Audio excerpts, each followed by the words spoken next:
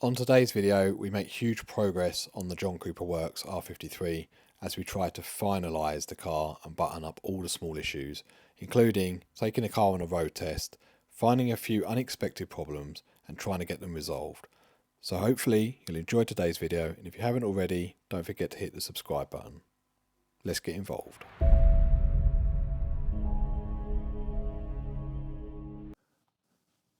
Before today's video starts, I just want to say a massive thank you to everyone who's taken your time to watch my videos over the last 4 or 5 weeks. I really appreciate every single one of you that's taken the time to either watch the video, leave a comment, like a video, or subscribe to the channel. And if you haven't already, you can subscribe down below, hit the button. It means the world to me because it shows me that what I'm doing is things that people want to see. And to begin with, I never had any intention of being on camera. I was going to do more how-to videos because I appreciate that a lot of garages do not like working on the R50, 52 and 53 minis at all. However, I quite enjoy it on times. There are times where I absolutely hate it, and there'll be a time in this video that you'll see that. But for the most part, they're relatively good cars to work on, especially if you're a newbie, and especially if you're learning. So, with that said, today's video we're going to try and finish the John Cooper Works car, get it all buttoned up, get it on the road, get the alignment done, iron out any small issues that are left with the car itself, and then I'm going to sit down at the end, go through the costings, do a cost breakdown, and then tell you the plans for the car moving forwards. So, let's get into today's video. Hopefully you'll enjoy it. We are looking at repairing this front bumper. So these Aero bumpers, they suffer really badly because I think this section here probably weighs more than this little part can take. So we're going to strengthen this on the back, which will hold this together, and we're going to do it on both sides. This side is the only side that has a crack on it. I think if you look at this side over here, this side is actually okay, but if we're going to do one, we might as well do the other. This side has a little bit of a split here, but it's not major. So what I'm going to do is mix up some fiberglass, get some matting on there, and then hopefully strengthen this. We'll turn this over and just leave it to set, but I'll show you what we're doing and set you up. I just thought I'd show you before, and then what we'll do is we'll give this a good clean up before we get back on the car. So yeah, let me get you set up on a tripod, and then we'll go from there. I've cleaned up the area, so I'm literally just painting this on now, and this stuff is grim, but you have to act quite quick with it. So I've secured it underneath just to make it a bit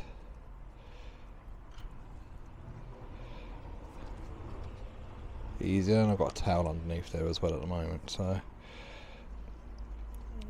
fiberglassing is not my thing, so if you're from a body shop and you're watching this and you've got your hands over your eyes, mate, I get it. Right, I really do. I'm going to time lapse the patching, but we've done this on both sides. I put a bit of the fiberglass matting in place, gone over it with the hardener and the resin. Once this is set, we can then look at getting the front bumper back on the car. But let's move on to getting some coolant. I've done some bits off camera just to speed it up a little bit. So I flushed through the coolant system. I've done that with some clean water. Obviously the engine has been running to heat up the water bit to get it out of the block. So currently just about to put the correct OEM coolant in, which is the G48. So I'm gonna quickly throw that in now. And this one is bluey green. It has 2-year lifespan. I've changed the track rod end as well, so I'll show you that in a minute. Obviously it'll need a realignment, but we've got the new one in place. So let me show you the track rod and the inner tie rod that we fitted, that we picked up from GSF earlier. Here you can see it's all in place with the boot, cable tied on. This was £35 from GSF. Back to the coolant, we've got the engine running at the moment, but just to show you how you can tell if your water pump is working properly, if you look in the top of the coolant bottle, you can see that there's flow coming through that top pipe there, and it will be rippling inside the coolant bottle, which is a sign that your water pump is fine. If you think your water pump isn't working properly, if you take the lid off and run the car and it's not rippling, it probably means you've got an issue. So there'll either be the supercharger PTO on the water pump side running dry, which is common as these cars get older, or your water pump's just not working properly. So you'd need to investigate that, or you'll be suffering from overheating issues. We're quickly moving on to trying to bleed the air out of the coolant system, which is a little bit frustrating on these cars. So there are two bleed points. There's an 8mm bolt down by the thermostat housing, and then there's a screw on the top hose. While that's going on, and we're leaving the engine running to try and get some flow going through the system, we're putting on the two crash bar extensions now as well, which go on to the subframe, and this will allow the silver crash bar that goes across the front of the radiator to be bolted back into place, and then we can start building up the front end again. Before we start to do that, we also need to recheck the brake system to make sure there's no air in there, because we had to take the ABS pump apart in the end of the last video. So we're going to quickly do that before putting all the front bumper and arch linings back in, which I'll show you now. Because I had to change the front of that ABS unit, we're just going to have a quick look at the brakes again. So I'll show you the driver's side, but we're going to repeat the process all the way around. This front subframe's back on, the front panel is also back on. Once we've done this, we're going to get the jet wash out, clean under here, let it dry, and then get the arch lining back in. Then we're going to go for probably cleaning the entire car. So let's just see if any air comes out of here.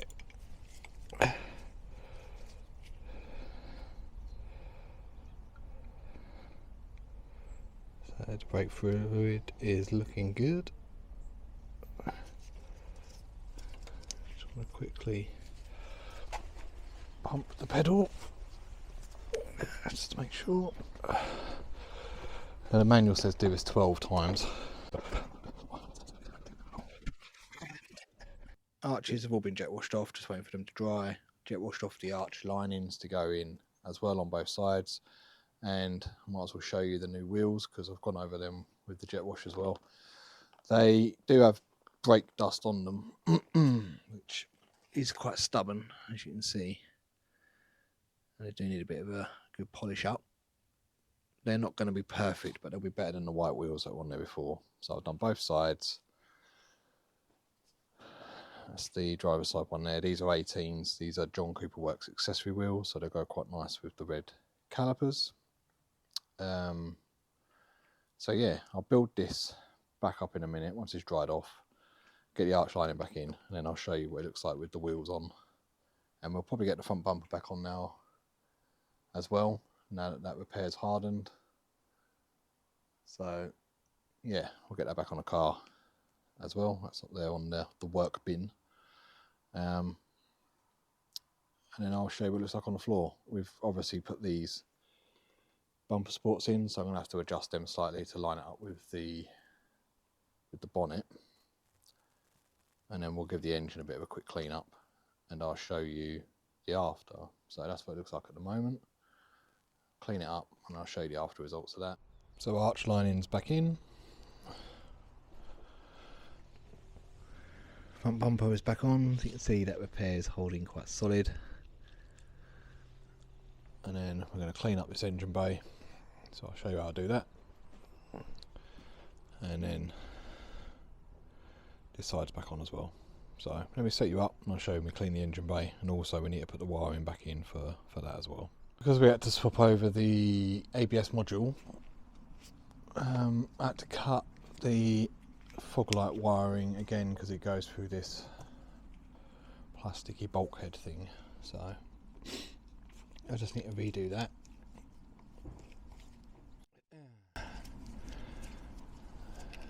So let's just quickly trim that back, like so.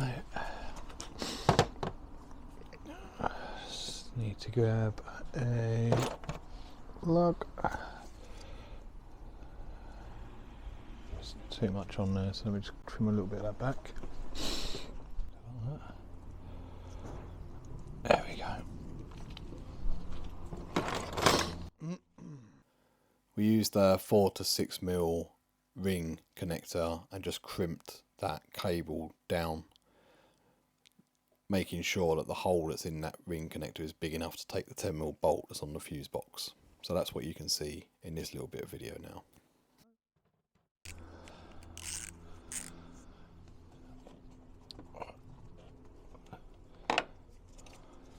So just need to pull that back through there.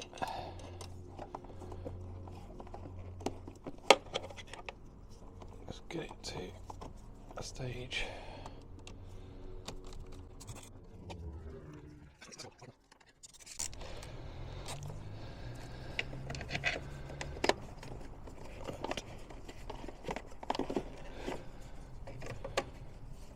Keep that out of the way down there.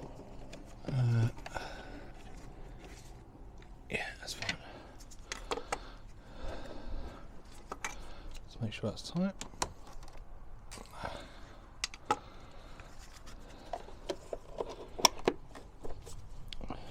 Give it a little bit of there. Right, now we're going to clean this engine bay up. So, I don't know if this is a little trick or well known. A couple of people have said before to use vinyl rubber care from Autoglym. However,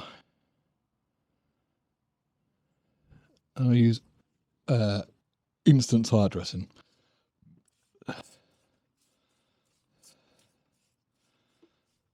And never had a problem with it. And everything comes up quite nice. So I'll have that on there.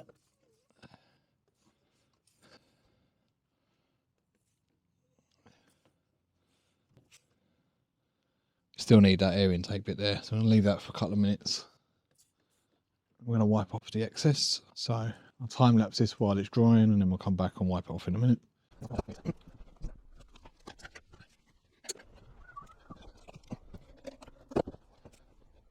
Alright.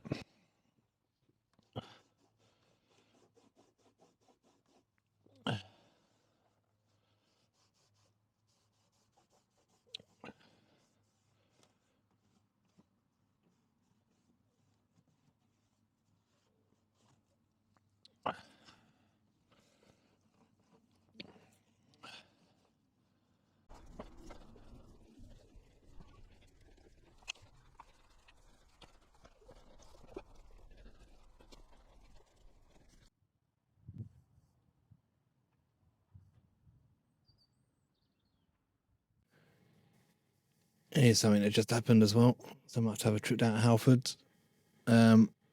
Pulling the jacket out from this car and the wheel just came off. And the thing is, I know it's held on with a circlip. Obviously that's bounced off. And so is all the other bits that go in the middle. So I might load that in the car, go down there, see if we can change that over. I've got another couple of bits I need to change anyway. So yeah, all fun and games. I thought I'd show you that as well. I'll let you know what the outcome of that is when we get back. So off to Halfords we go. Right, so I've been to Halfords. A little bit faffing around because I've had it just over a year. It does have a 3-year guarantee on it though. But yeah, they swapped it out for a new one. I also got a couple of broken tools replaced at the same time as I made the trip down there. So now what we've got to do is build this back up and then we can get on with the rest of the work. Just quickly as well, I thought I'd show you because I'm sure some of you probably noticed in the last video. The power steering plug, big one, there was a bit yellow sticking out on there and I noticed it when I watched it back when I was doing the edit. It looks like it wasn't seated all the way properly. So obviously again, trying to do this on the car is a bit difficult because you can see just above the plug there is the, you can see out there, that's the drive shaft there at the top of the screen. You got your coolant lines. I'll put a long bar through and just push that in just to make sure it's properly seated, which you can see now that it is. So I didn't want to walk by and have people wondering whether it was connected or not, because I appreciate that's quite a drain, and obviously it would do a lot of overheating if it wasn't connected properly, but you can see there that it is. So yeah, I just thought I'd double check while I was down here, but yeah, that's fine. So that's another bit ticked off.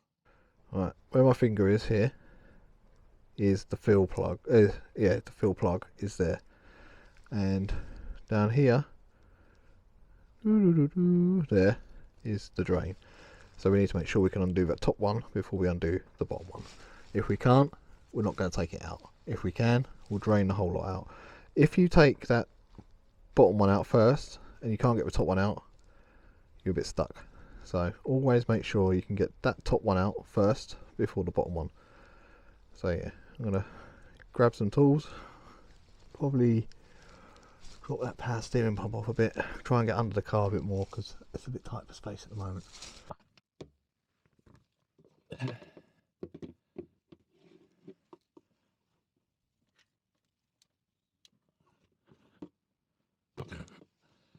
Mate, this is such a weird angle to get into.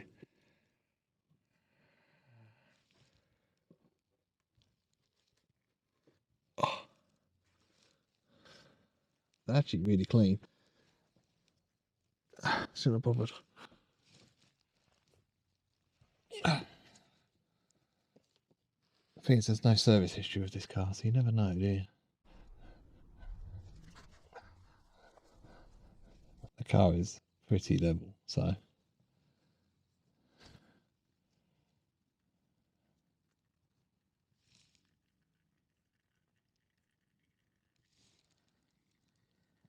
I'm going to drain out a bit. I'll be back in a minute. How are we looking? Still coming out.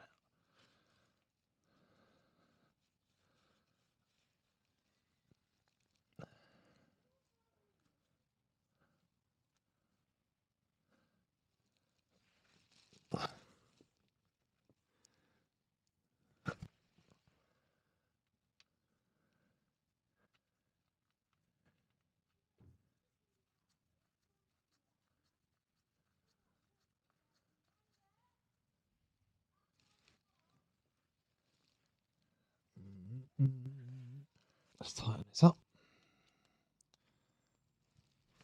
I don't want to do the top one.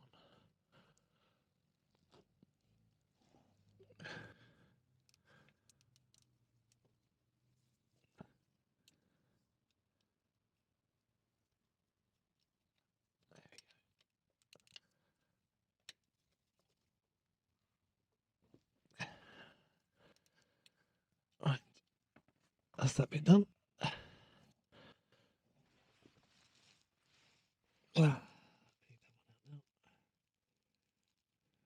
the tricky bit. So to fill this back up, you need to pump it in. Now, don't bother, as a personal advice, with the syringe. The syringe type ones are a real pain in the arse, and they don't work great. So this might seem a little bit counterproductive. We're going to use this pump style one here, and the problem with this pump style one is the room. That's fine. Right. So first of all,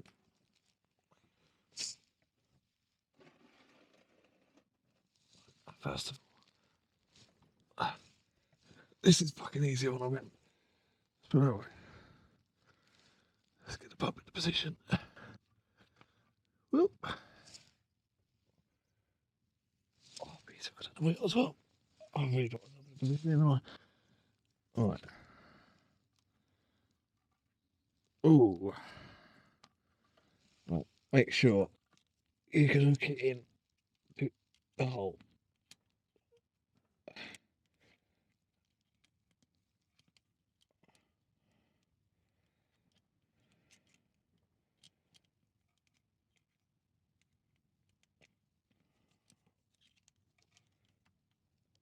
So, there we go.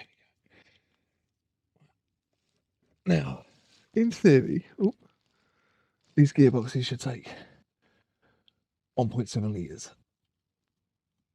So, the first litre shouldn't be a problem. providing you've got it in the right place. For those of you with aero bumpers, this is even harder because they hang down low.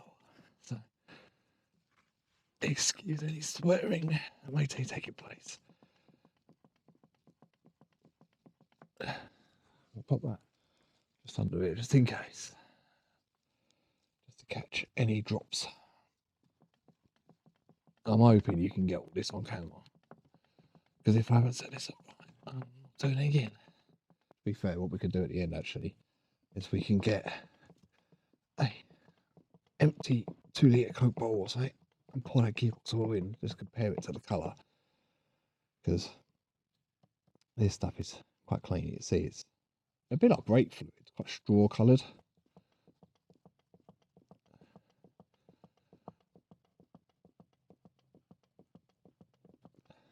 We're about half a litre in, so I'm going to time lapse this bit until we start to overfill.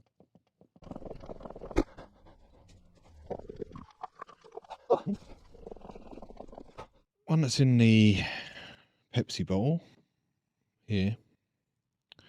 This is the old oil that's come out of it, and it probably is about 1.7 litres in there, to be fair. But you can see how dark it is compared to the new oil that's in there. And this is the stuff that we put in. This MTF 94. I couldn't find that in Halfords or Euro car parts. Halfords and Euro car parts are using some comma stuff, which I don't have anything against comma. I use them for coolant and stuff like that. But when it comes to the LSDs and these gearboxes, they do need something a little bit more specialist, should we say. So I'm not saying this stuff is the absolute dogs, because it ain't. The Redline MTL stuff, that's the stuff you want to get if you've got time to do it. And this was £36 for 2 litres. The MTF 94 Redline is about £55, I think, from OP Oils or something like that. But it's worth it. So yeah, obviously it's much cleaner. Doesn't seem to be any sparkly bits or anything in there. Didn't see any lumps coming out of it. Checked the bottom of the bowl. There wasn't any bits in there either. But you can see it is a very dark colour. Now obviously some oils will go like that straight away anyway. A bit like diesels. If you put clean oil in a diesel within 2 cycles, it's pretty much black. So yeah, it came out fairly clean. But that's the colour difference. So hopefully that's helped you a little bit. I'll leave a link to this stuff in the description in case you ever want to do it yourself. I'll leave a link to the pump bottle because it's better than a syringe and it's not really much difference in price. Pepsi Max is available from all supermarkets. So let's move on to the fog lights. So these optional lights here aren't working. And there's 2 variants to this. Some are factory fitted and they have an extra fuse box, which is just down there. Some are wired directly into the BCM. This one obviously has a fuse box down here. I think what's happened is the ones that were on this car before were really corroded, and I think they may have blown the fuse. So I've put these on with the chrome backing because I had these spare. But I'm going to check the fuse in there. And obviously the other thing is the fog light down here. This one isn't working, and I'll check that as well. So to do that, I've got to just drop the arch lining forward. So what I might do to make my life easier, while it's up in the air anyway, is just pop this wheel off. Now make it easy to get the arch line off, and it's only 4 bolts, so I might as well. Then what we're going to do is start the car, let the gearbox oil heat up a little bit, and then just double check it again after. So yeah, I'm going to quickly have a look at this down here, and I'll show you what we find. So I'll cut back in a minute once I've opened that up.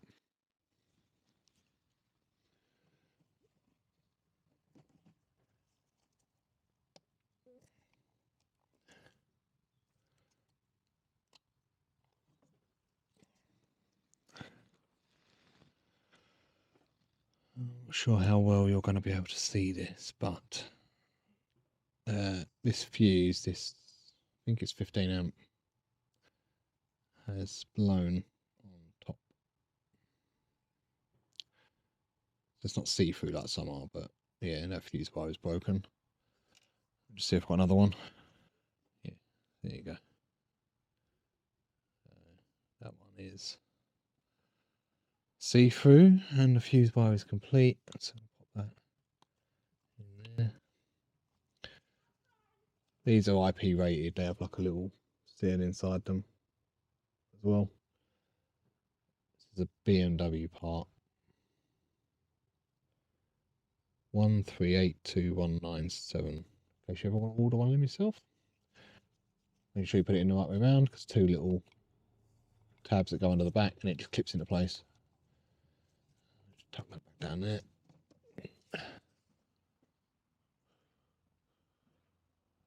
Right. Then what I'll do, I'll quickly set you up on top of here.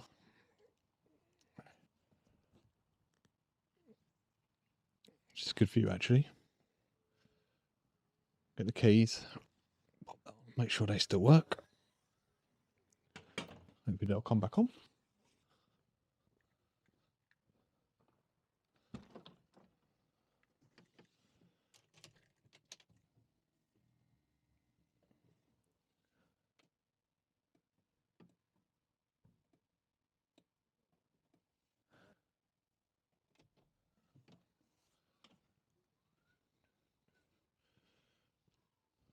Yep.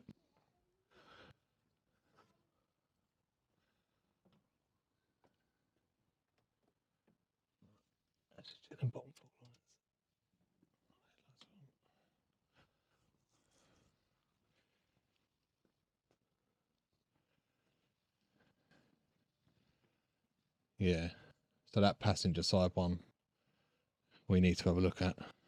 That's fine.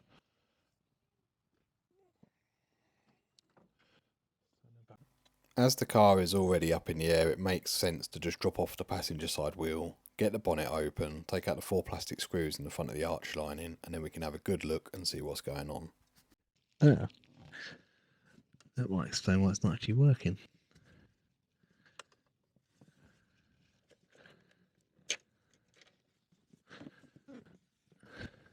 Muppet. Oh.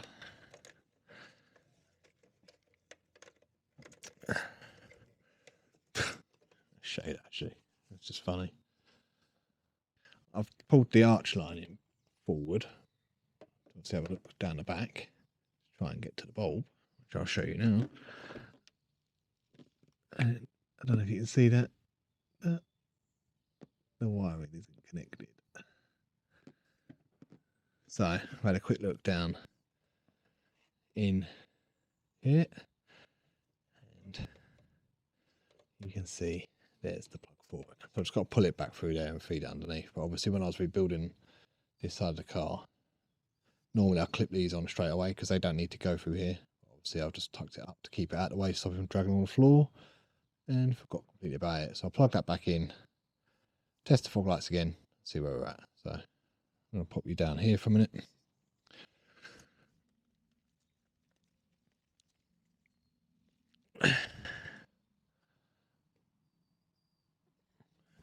See me struggle to pull this back through here.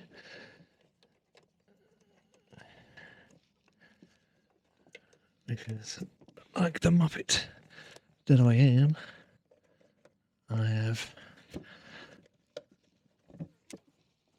put it on the wrong place.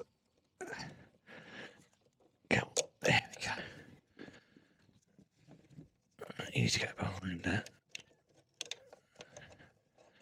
Still, that's what we carry out these checks for, to make sure these sort of things are picked up. Come here. I'm sure we would rather find them now.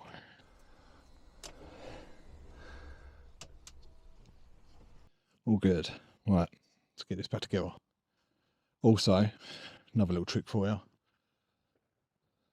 If you put the key in the ignition and you've only got one key, don't shut the door, or at least leave the window down if you're working on it, because sometimes, and I've had this before, and luckily I had a second key indoors, the car locked itself, which to this day I have no clue why.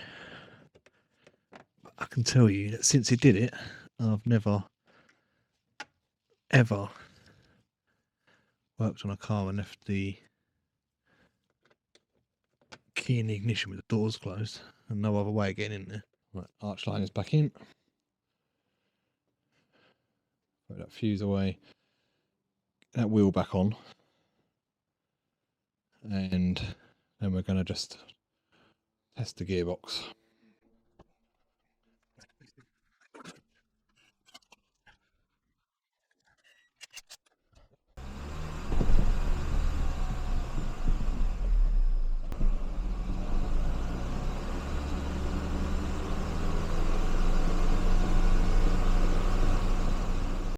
I noticed when we were doing that quick test on the axle stands that there was a wobble coming from the drive shaft. I took it off to find a bearing had come off inside the cup.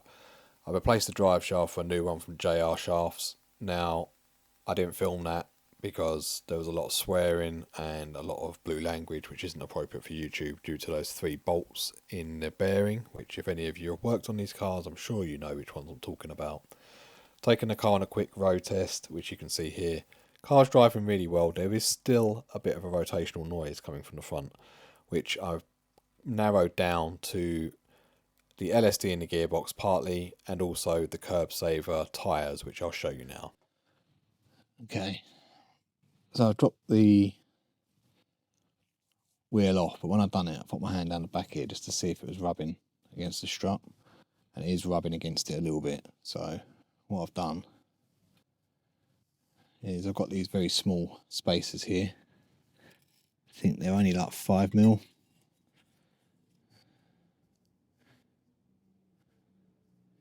Yeah, 5mm.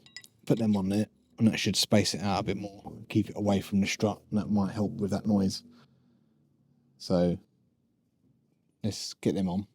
If you look here, this drop link has been rubbing against the drive shaft, which you can see there's like an outline here. So what we need to do is basically replace that, because that's not going to help with rotational noise at all. You can see where it started to wear down the top. Now this is quite common with some drop links. When it's up in the air, obviously it's not touching. As soon as there's some load on it, then yeah, it's starting to rub. So I'll set you up. I might have to fit a second-hand drop link just for now, just to make sure that obviously it's all sorted, and just to make sure it cures that problem. The problem with this is a new drive shaft that I fitted the other day. It's one of those J&R shafts, and I don't know if it's thicker or what, but I don't think it was rubbing before, but it is now. So let's see if we can at least try and quieten it down a little bit by getting rid of that noise, and then we'll see how we stand. So I'm going to get a tripod, set you up under here. First of all, hopefully I've got another drop link. If not, I'll have to go down and pick one up. So I'll have a quick look around. If I find one, I'll set you up. We'll get that changed over, and then we'll go from there. It might get a bit noisy for a minute. Let me try and get in there again.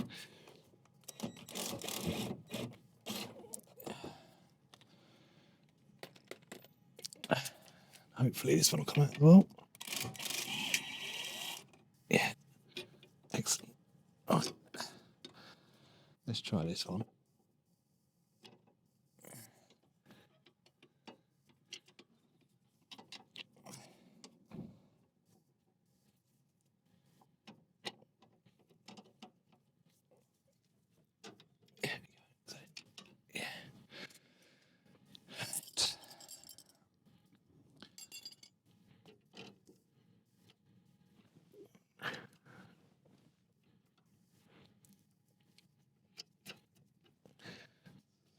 quickly get them lined up on top there so it doesn't fall back out.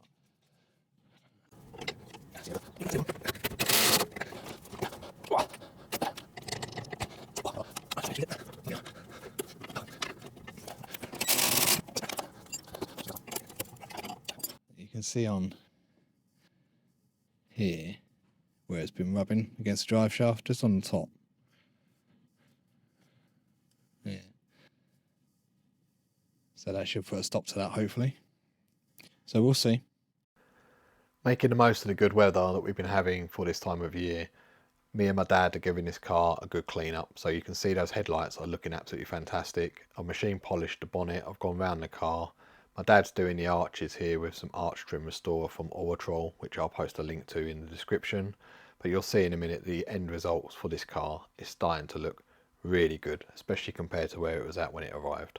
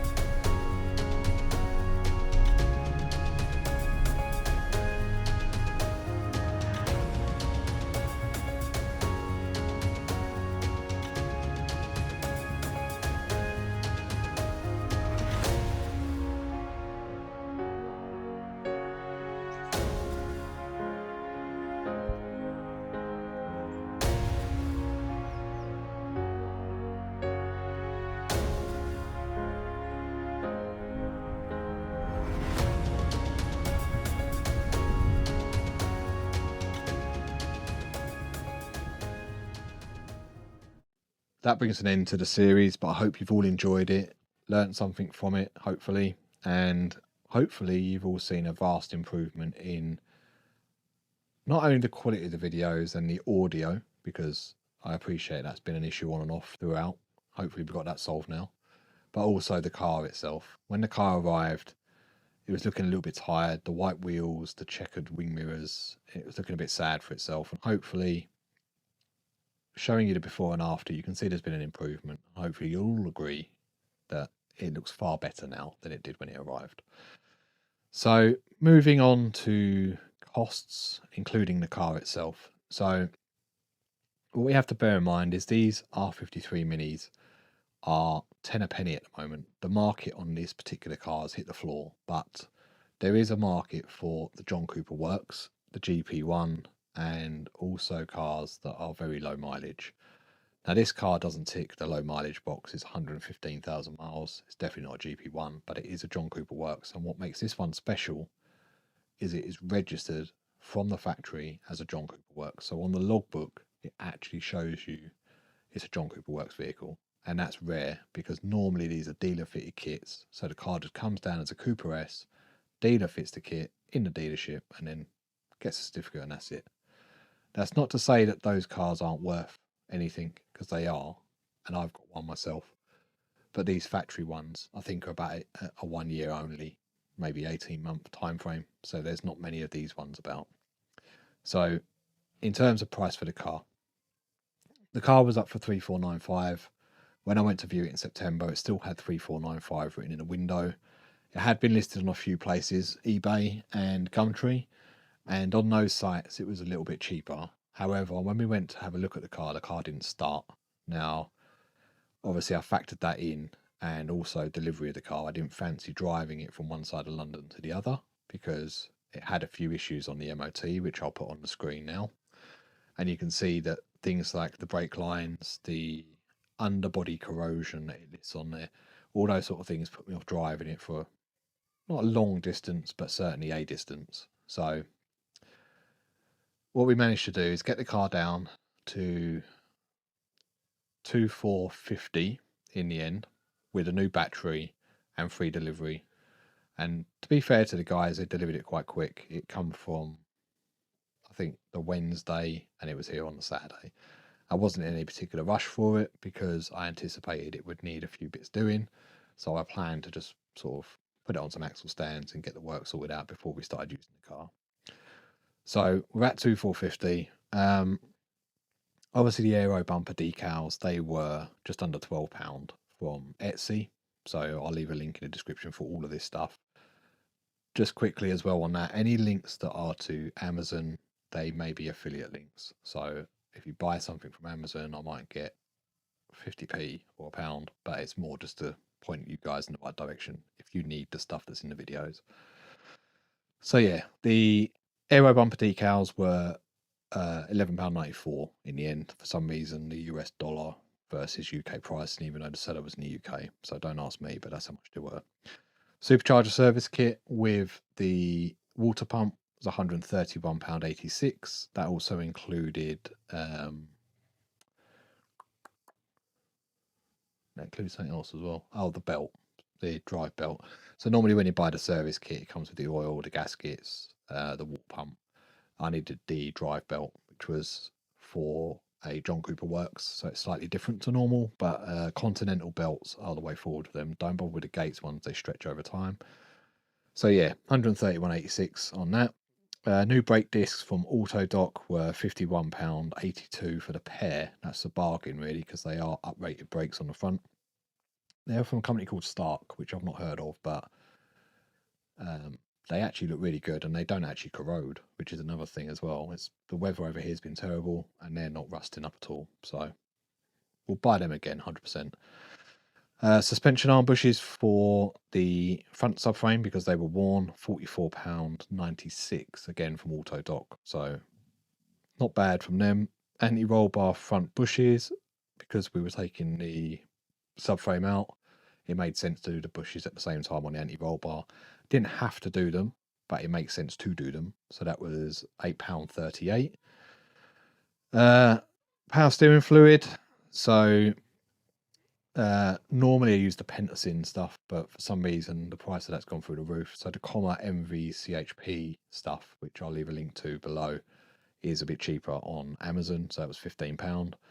The G48 coolant, the Extreme stuff, which is the OEM spec coolant. Now that's got a 2-year lifespan on it, and you should always use G48 in minis. So R50, R52, R53 is all G48.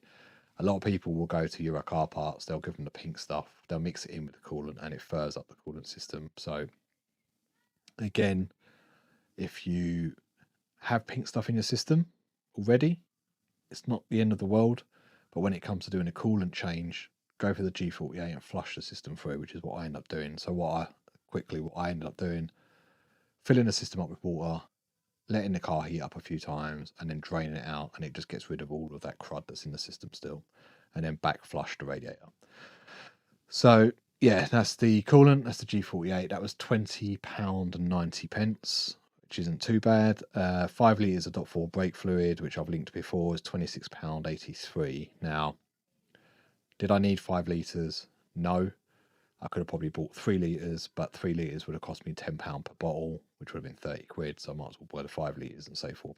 So that's where I'm at with that one. Driver side wing mirror off of eBay is £24.95. Unfortunately, I had a pair of white wing mirrors, can't find them. So yeah, driver side was £24.95. Passenger side was £20.99 from Global Parts on eBay. Highly recommend Global Parts. Shipping is next day pretty much every time. So if you need parts and Global Parts have got them, good go-to. And generally speaking, they get involved in the 10%, 20% off stuff that eBay do as well. So yeah, brilliant. Highly recommend. LED number plate bulbs, £4.95 off of eBay. Great. I had a couple in my own car. They've lasted 3 years. Never had a problem with them. They don't mess around with the CAN bus on a car either. So I'll leave a link to them in the description. The brake lines, I got them off of a R53 Owners Club. They were £100. That included the full brake line set plus the flexies, but I've only used the brake line as the flexies are the ones that are already on the car.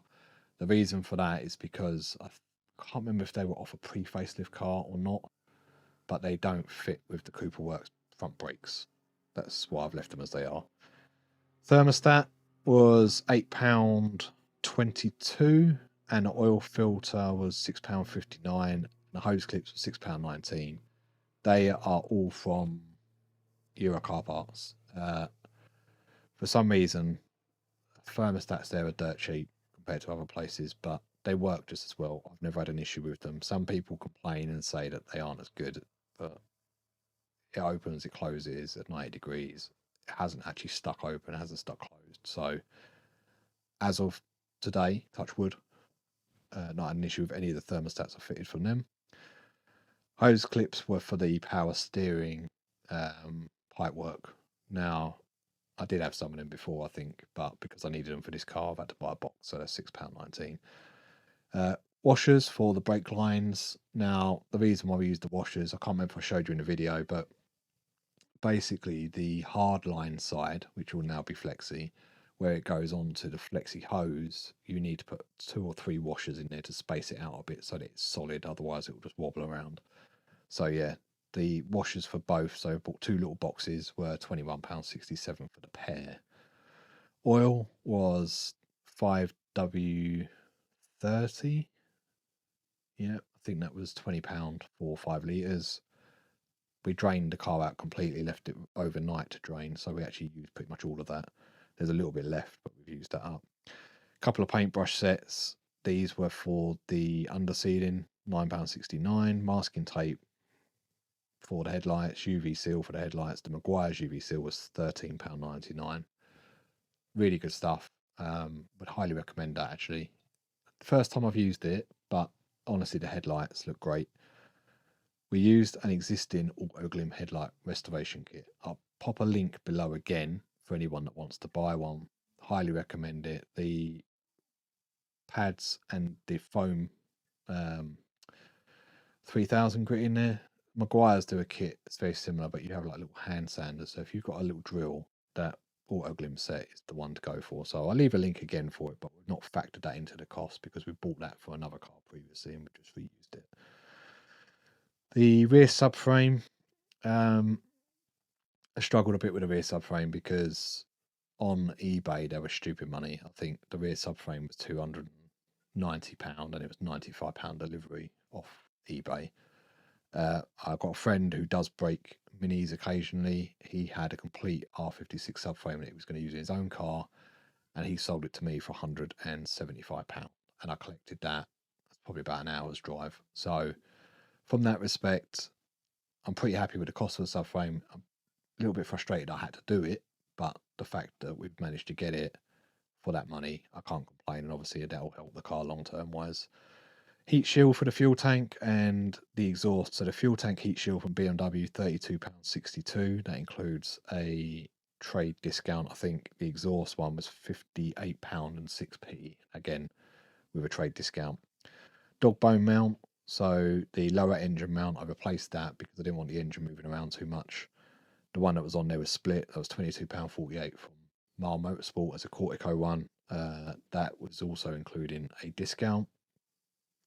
So if you go on any of the owners clubs for the R53s, generally there's a discount code on there. I won't reveal it in the video because it's not fair to Mar, but if you are on one of the owners clubs, check to make sure you don't get a discount through them. Number plates. So I bought a new set of number plates because the old ones were quite tired. They were £18.99 off eBay. I've used this company numerous times now. I can't remember, probably 15, 20 times. Always deliver and great. So I'll post a link to them in the description as well. Heat shield for the starter, global parts, £14.95. Front shocks for the pair. Again, my mate who sold me the subframe done me a pair of front shocks for 30 quid. Brake pad wear sensor. A little bit annoyed about this, to be fair.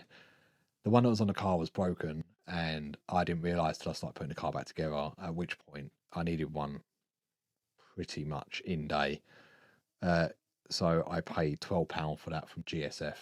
Euro car parts were cheaper, but I'll explain why I bought it from GSF in a minute.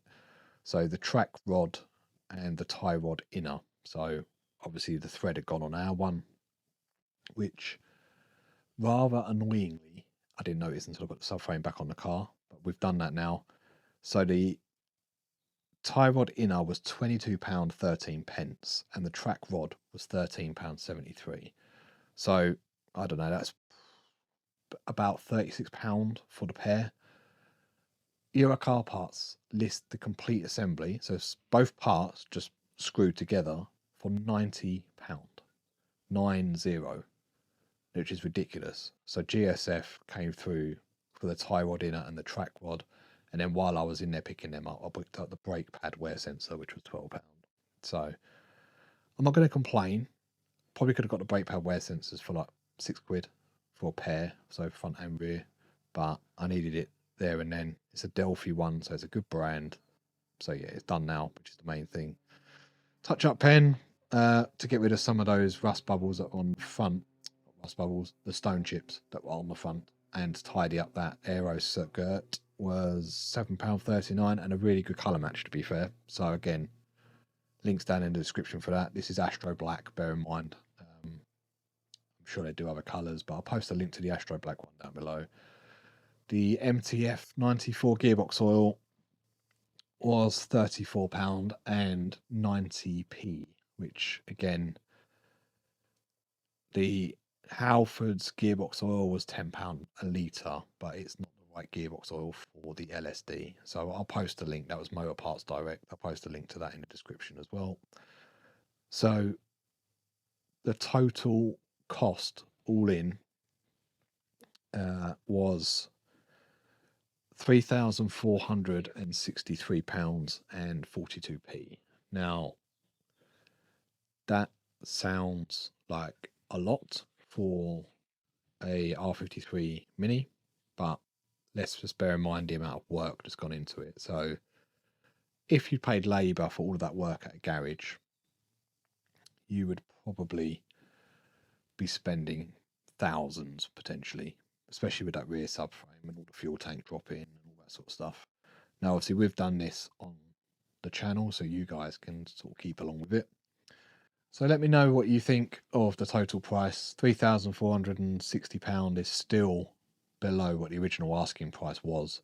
And there are a couple of bits to add in to this as well. So the car originally, when it turned up, and I'm not sure if this was in the first video or not, had a John Cooper Works optional extra shift light fitted, which goes on the top of the dashboard. Now I've swapped the dash top completely, so the car itself now is back to how it would have been from the factory, because I wanted the shift light in my personal car. So that's now fitted in my car, and the factory R53 is back to how it would have been when it left the factory. The car itself is going to my sister. She's been watching the videos from start to finish, and she's decided that she wanted to buy the car. She had a look at it probably second week of the videos when they first started coming out, and she liked the color of it, she liked the appearance of it, and obviously we discussed things that she wanted on there. So the black wheels, some of the accessories that she had on her car moved across. Her stereo's in the car now, and I've wired in the dash cam kit and stuff like that as well. So that car will be going tomorrow. She sold her R52 to someone that she works with, so next week's video is not going to be her car coming to a channel. It's a completely different R52, which hopefully you'll all enjoy. There's been a few hints as to what that car is all about in the videos over the last couple of episodes, so hopefully for those of you that are keen-eyed, you would have seen some parts. Today's video has sort of hopefully finalized everything for everybody. Like I said, I'll put all the links to the stuff we've used in the description below. If there are any questions, just put them in the comments. I'll reply to every one of them. And hopefully you'll stick with us for the next video next week, where I show you the new project, and then I can get your feedback on that, and then we'll go from there. So again, a massive thank you to everyone who has watched, liked, commented, or subscribed. Hopefully you'll join me next week as well. And any questions or feedback, leave them in the comments below, and I'll pick them up, read all of them, and I'll get back to all of you. So, thank you.